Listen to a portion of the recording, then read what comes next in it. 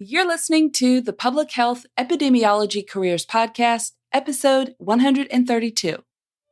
Welcome to the Public Health Epidemiology Careers Podcast, where we explore public health epidemiology careers and share tips and strategies to help you enter or transition into the field. And now, your host, Dr. Charlotte Hughes Huntley. Greetings, everyone, and thank you for joining me on this episode. My guest on this episode is Dr. Rivera of Creative Research Communications. I first met her through networking on social media a while ago and was instantly drawn to her work. It did not take us long to realize that we shared many common interests, such as our business systems, our work ethics, and our passions for our work. Now, she has a delightful sense of humor and has become one of my favorite colleagues to catch up with and discuss business strategies. We both thrive on some of the super geeky details. So we spent some time catching up and just chatting before starting the interview. So you will sense a high level of energy in our conversation right from the start. Let me tell you a little bit more about my guest, and then I'll connect that interview. Dr. Rivera helps academics, researchers, consultants, and evaluators communicate more effectively and creatively. She has a PhD in community psychology, which she explains further in the interview. And after about 14 years of working in the social science research and program evaluation field, Echo became a freelance communications consultant. She is on a mission to end death by PowerPoint in our course lectures, conference presentations, and other educational settings. I'm sure you know what I'm talking about, but just in case you don't, you will find out during our conversation in the interview. Now, what she does goes beyond just graphic design. She works specifically with people who want to present their data in ways that increase the likelihood that the audience will pay attention to it and understand it and remember it and actually use the information.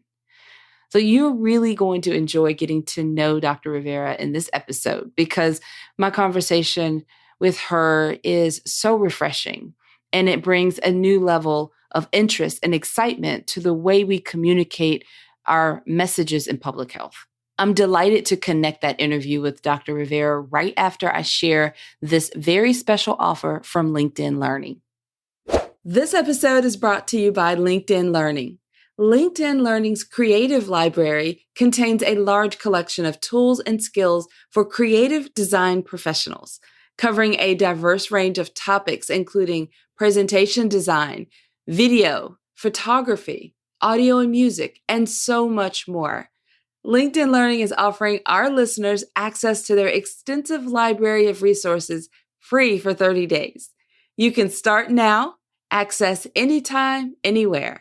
Just visit drchuntley.com, click on the Resources tab from the main menu, and you'll find the link there to access your free trial. You guys, I am excited to introduce you to my guest on this episode, Dr. Rivera. So, Dr. Rivera, welcome to the podcast. Hi, thank you so much for having me. I am so excited to be here. Yeah, this is great because we've been chatting for a little bit before starting the recording. So we're all pumped up. If you guys are listening and you hear like geek overload, that's because we are so excited about this for real. So let's jump in with you giving a little bit of, just describe your background. Tell us a little bit about yourself in your own words. Sure, happy to. So basically, what I do is I help professionals create more engaging and effective and visual presentations. And my path to this point is full of turns and, sort of surprises. And I got here because I have a PhD in community psychology, which very few people have heard of.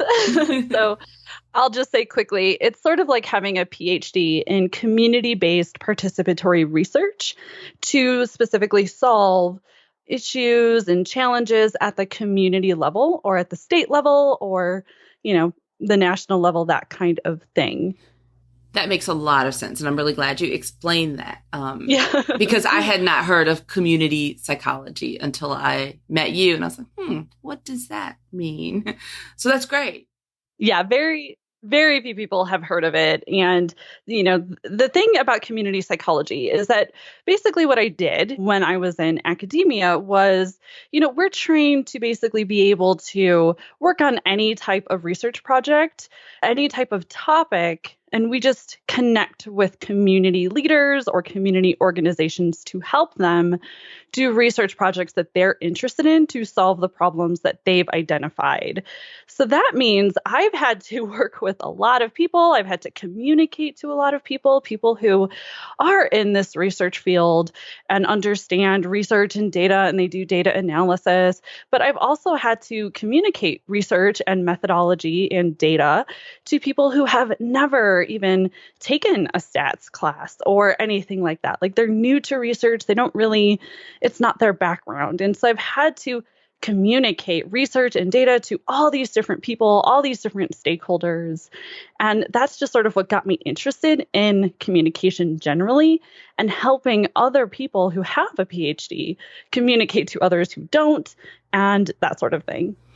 That is, oh man, that's so important because it's difficult to really relate our messages to our colleagues as well as the community. Because when you start talking statistics and numbers, people sometimes can have a wall that goes up instantly. Mm-hmm. But it's really a way, if they can understand that level of data and information, it can be really empowering. Yes. And so it's important to really put the effort into trying to communicate that, relay that information in a way that it can be received and then used. Otherwise, it's just sitting there collecting dust. It's not really having the effect and the impact that it can have. So true. And I think one of the best moments I ever had when presenting was I was sharing the results of an evaluation that we did.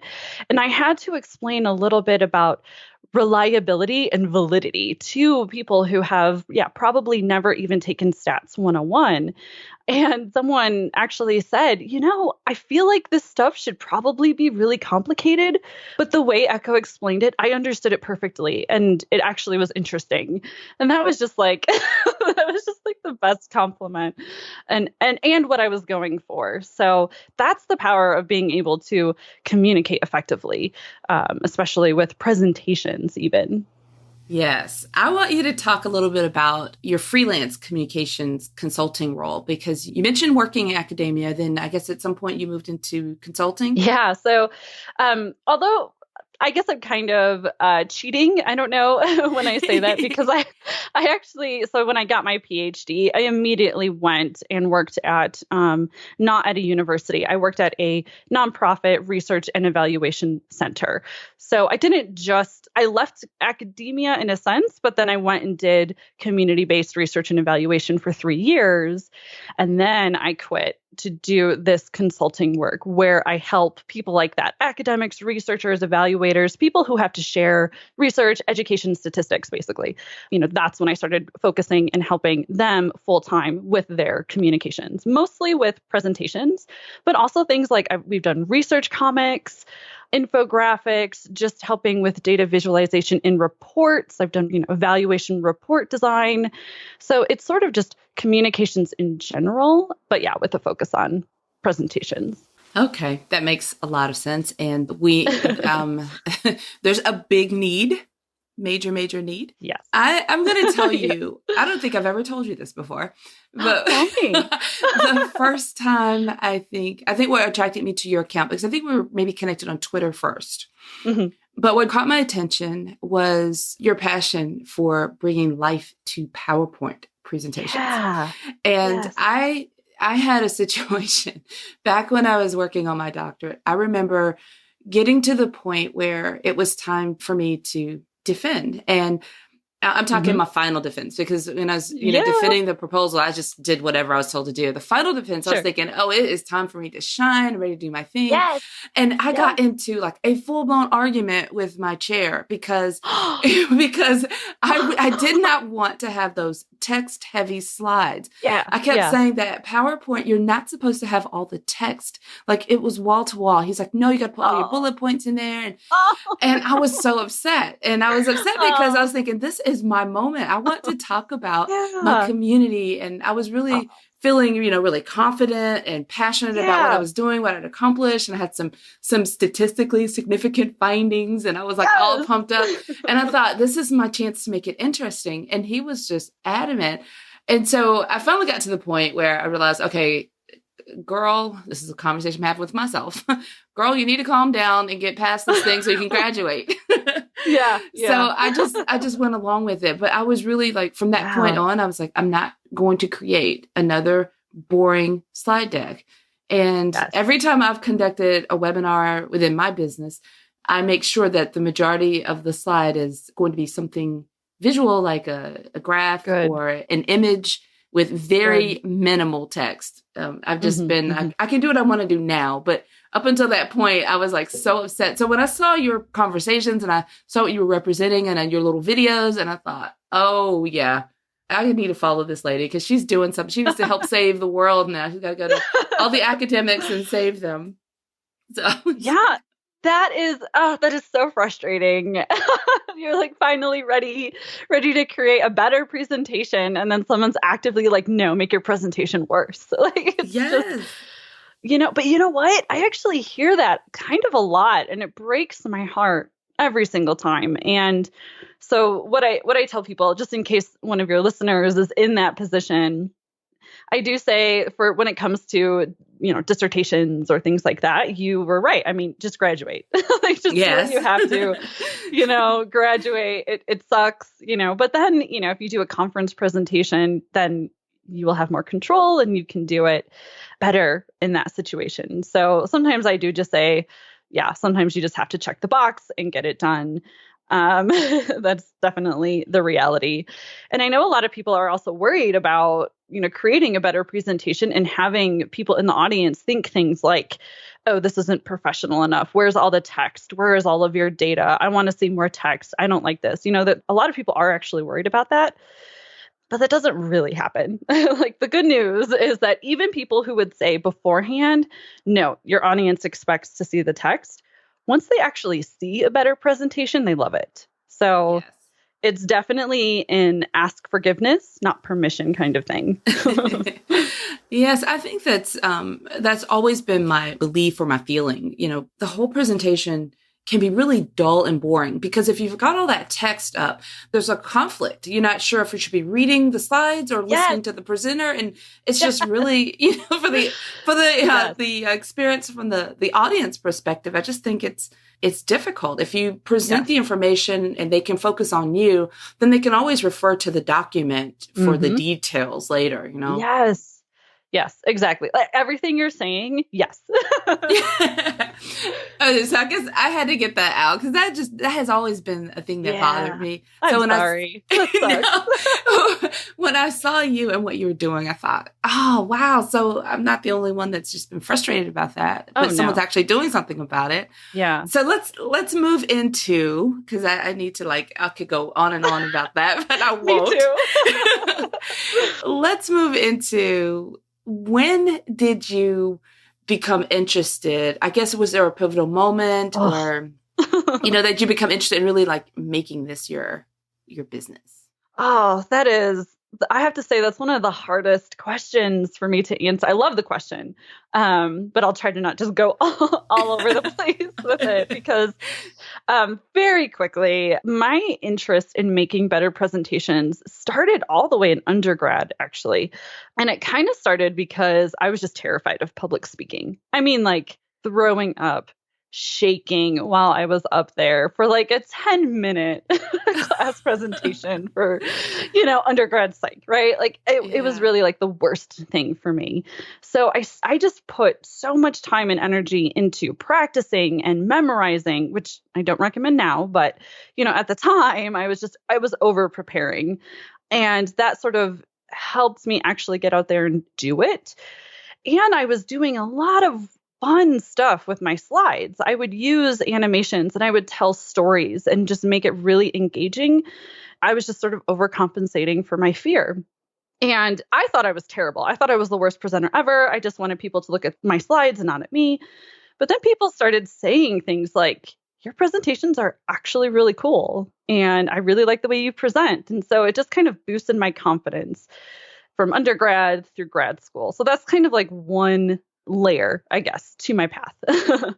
And then the other layer was just I would struggle, like personally, when I would be in a class or a conference presentation, and it was this death by PowerPoint style. Even if I was really interested in it, and my research background is mostly with gender-based violence, even if I was really interested, even if I wanted to learn, those slides would just bore me to death. I mean, I couldn't concentrate. I just couldn't listen. Or, especially in gender-based violence fields, I mean, some of the images were just awful.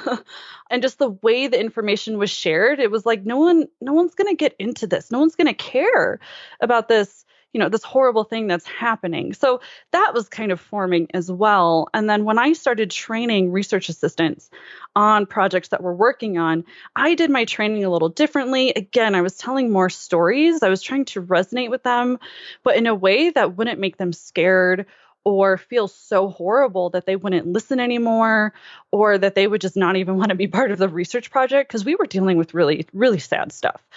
And I was just, again, experimenting, doing different things, and it worked. And research assistants really enjoyed it, even though we were talking about something horrible. So that's another layer where, okay, I think I'm onto something here. And I wanted to help other researchers, other people who are doing this, so that we can make more of an impact just at the field level, not just me personally, but just, thinking about our entire field. Like, how can we communicate this better?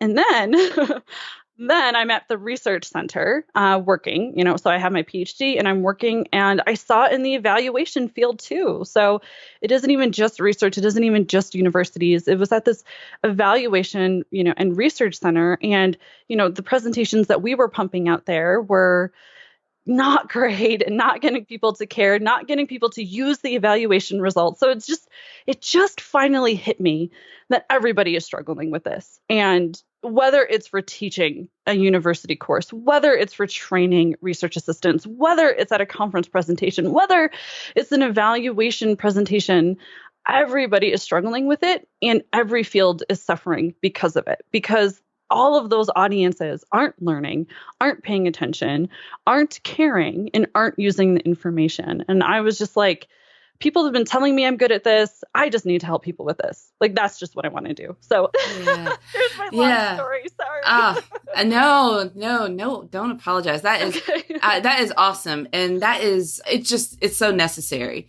I think anyone listening now can tell that we are so on the same page. Yeah. And that's one of the exciting reasons I wanted to really have you on the podcast, because I mean, this audience, the people that are listening to the podcast, we do have a lot of students who are working on their degree in public health. We have a lot of graduates who are trying to get into the field, or early career professionals. And we've got a lot of seasoned professionals in public health and consultants. And we've got such a variety in this audience. And we all have to prepare our slides and do presentations at some point. And a lot of people are thinking, oh, wow, I just prepared slides for this presentation and they're kind of awful. So I really, I'm excited to have you on this episode to share your passion for what you do and the resources, because I think that you can help so many people. So on that note, let's dig into your business services for a little bit. I want you to describe your ideal customer, in terms of like, how could you help them and what would they look like? Can you describe them? So if people are thinking and listening to this, I want them to be able to know how you can help them. And yeah, happy to.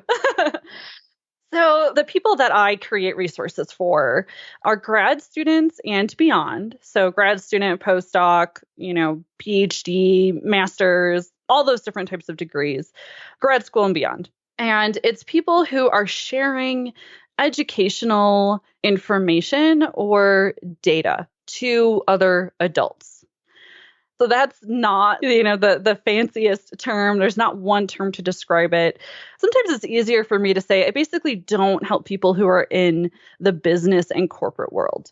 Okay, my people are the people who are researchers or academics or evaluators or research consultants or librarians. I mean, that's why I don't just jump into titles, because a lot of people, when they get their PhD, they don't necessarily go into academia. They're doing all kinds of exciting things like consulting or, there's just so many different fields. So as long as you're communicating information to adults and that type of information is for educational, informational, or data purposes, then we are a good fit. Yeah. Oh, that's perfect. That is perfect. That's a great way to clarify. And I know people are thinking, oh, this is great. I will definitely have the details in the show notes of how you can connect with Echo and social media and all of that to really maybe specifically describe your situation and find out more specifically how she can help you. But if you're in that category and you've got something coming up and you're thinking, yeah, I really need to reach out to her, hang on. At the end of the episode, I'll go through all of that and then I'll show you where to find the links and all. Okay. So my next question, thank you for describing, really giving an idea of the ideal customer and who you serve. I'd like for you to just describe in a broad sense how you help, the ideal customer, just in terms of services, products. If you could just give a broad kind of a view of how, like the way that you help address these issues.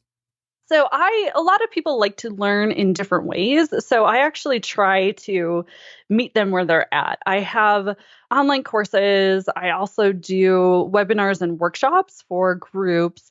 And then for the people who are like, yes, I want better things, but I just don't have time to learn it right now, I also will just design things for them. And by things, I mean slides, reports, comics, things like that. Perfect. Okay. That's really good to know because, I could probably see an instance for both. Mm-hmm. I personally, when I put together slides, I often think, I wonder what Echo would think of this. So that's good to know. Awesome. Oh, this is good stuff. Okay. I mentioned earlier that I have a lot of students currently enrolled in different programs, public health programs. Either they could be online degree programs or they attend brick and mortar, some sort of a hybrid. But do you have any advice for students who are just listening right now and thinking about what can I do either career-wise or, applying some of what you're talking about and what you're teaching? Do you have any advice for students? Oh, I am happy to share advice. I could share advice all day long, but I'll keep it short. So the first thing is that you probably already know this, so I'm validating it and just stating it out loud, that right now, most graduate schools do not sufficiently prepare you to communicate your work in effective or engaging ways. And, there's not a formal course on how to communicate, on how to create presentations or reports or whatever it is to share your information. And, there's just a huge gap there. So you will have to find professional development so you can learn that. That's just sort of the first one. And a lot of people don't know this because departments don't always advertise this, but sometimes your department or even your school or university will have professional development funds just waiting there, and they have to spend out that money or they're going to lose it. And they don't necessarily advertise this all the time. I didn't find out about this until after my master's degree, but there is money sometimes sitting there waiting to be spent. So ask around and just try to find professional development funding sources so that you can get that training for yourself because your grad program isn't providing that for you. So that's sort of my first piece of advice. I didn't know that.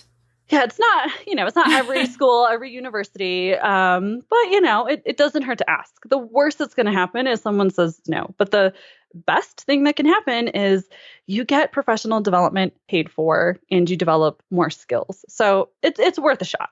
So the second piece of advice that I want to share is look for opportunities to practice your presentation skills.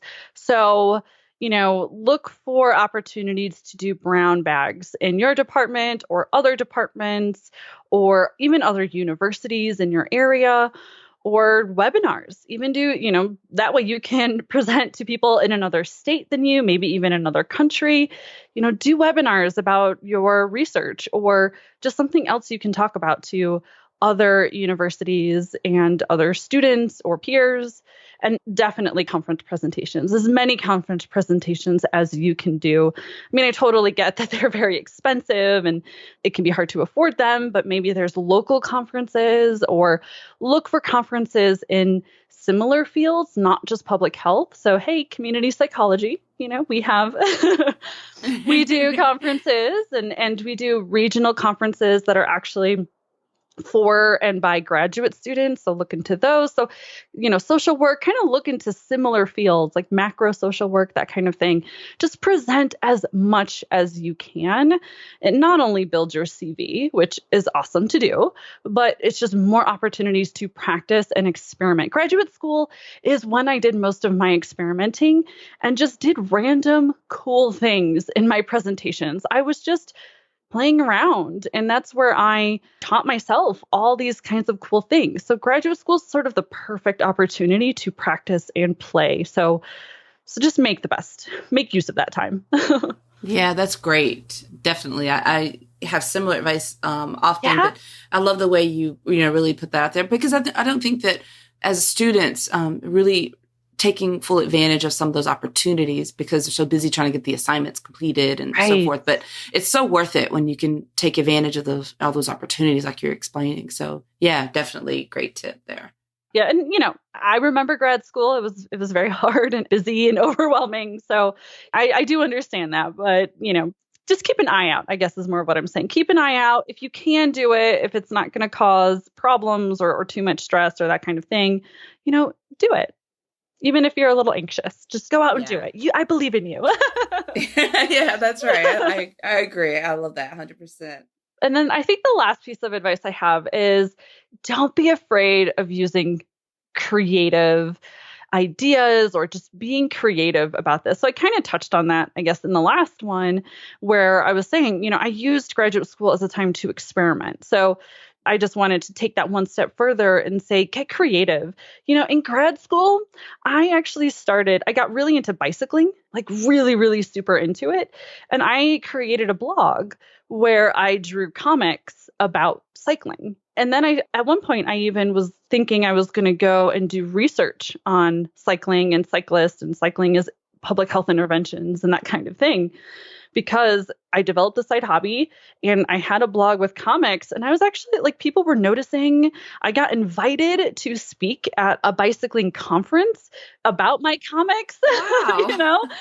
I did not start my blog thinking of doing that, but people really liked it. Even people who are, bicycling advocates and bicycling researchers kind of picked up on this, and they were like, this is a cool way to communicate, research and data about cycling. So, you never know where things are going to go. So if you have sort of a creative passion or you want to do something creative, go and do it. Don't be afraid of using that. Don't be afraid of someone saying you're unprofessional for doing something creative, because creative is what communicates your message really well.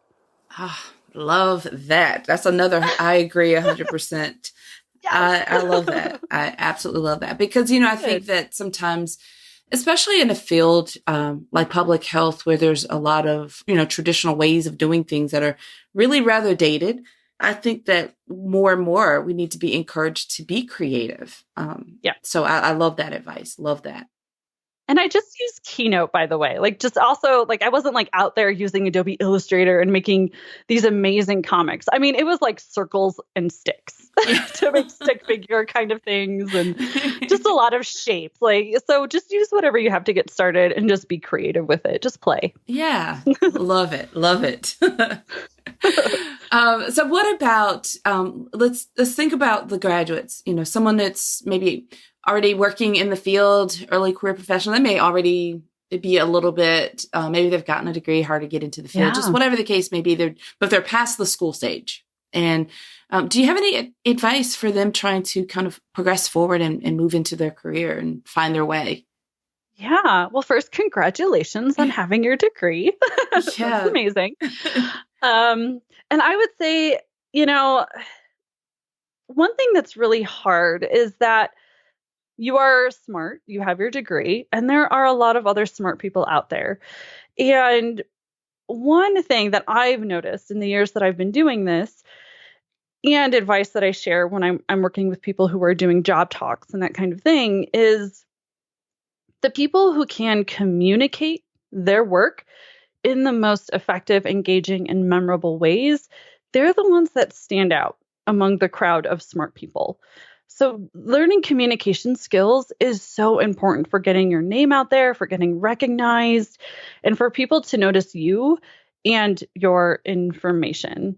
So that's sort of like the main piece of advice that I wanted to share about that. How important communication is. And a lot of people will say that like communication is soft skills, which is a term I don't really connect with. And I've seen other terms for this. I've seen permanent skills, and I kind of like that because it is kind of like a lifelong skill that's just going to help you in a lot of different situations, especially once you've graduated. And then I'm trying to think of another way that I've heard somebody refer to communication skills, necessary skills or life skills, I think.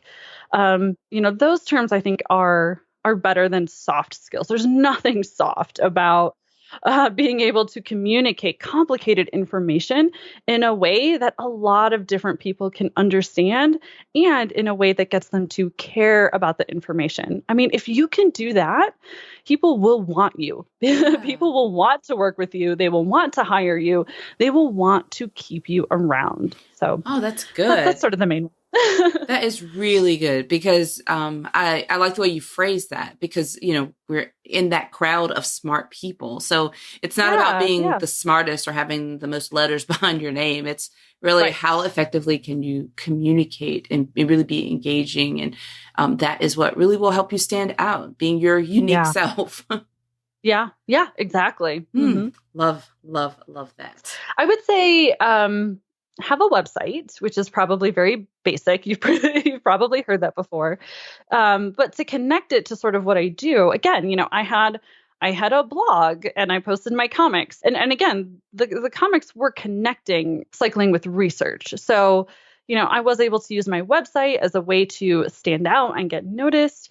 And you can do that too. You can, maybe create blogs or comics or infographics about your own research or research in the field that you're interested in, or you can share slides. Like if you have great slides, you can share them on your website to show that you can communicate effectively. If you have a slide that has great data visualizations, you just export that as an image and then you can put that on your website to showcase that you know how to communicate. So that can really work together if you're thinking of your website in that way. I'd like to see that more. I think that would be really cool if people did that more. Yes, I think that's a great idea because it's a different way of being able to demonstrate your skill set. Mm-hmm. And that works for whether you're looking for a job or especially if you're looking to start a business or consulting. I mean, that works on either direction. Exactly. I hope people like the tips I'm sharing.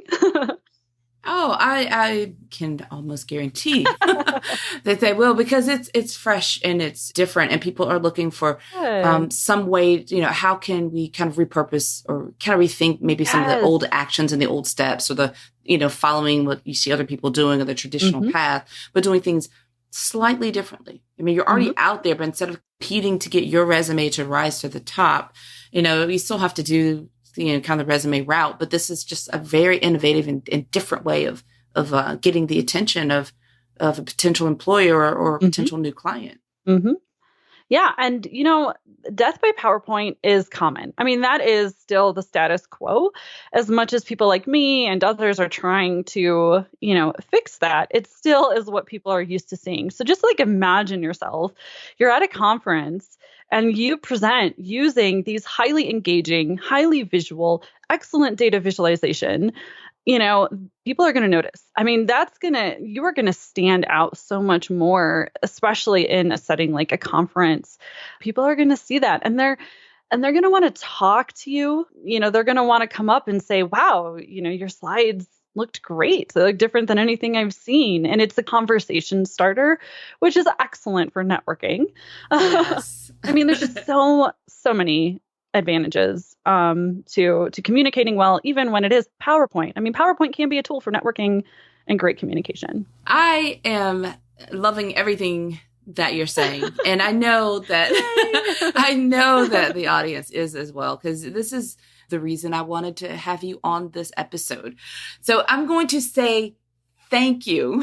Sincerely, Yes, thank you. my pleasure. Because this has been great. I appreciate your time and for sharing so much, bringing such value to this podcast. So thank you, thank you, thank you. And to the audience, hang on, because in a moment I'm going to tell you exactly how you can connect with Echo. Thanks for listening, everybody. Bye. Well, I really hope you enjoyed that interview as much as I did. I'd like to thank Dr. Rivera for joining me on this episode to discuss her career journey and her business resources, as well as sharing such great advice and tips for everyone. I strongly recommend that you connect with her and join her network. Her website is echorivera.com. And if you're driving or exercising or doing some other task while listening to this episode, then just visit the show notes page for this episode, which is episode 132.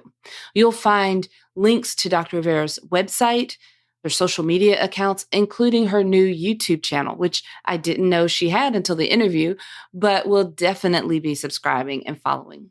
So to find the show notes page for this episode, and all of the links to connect with Dr. Rivera, just go to drchuntley.com and click on the podcast tab from the main menu, and then navigate to episode 132.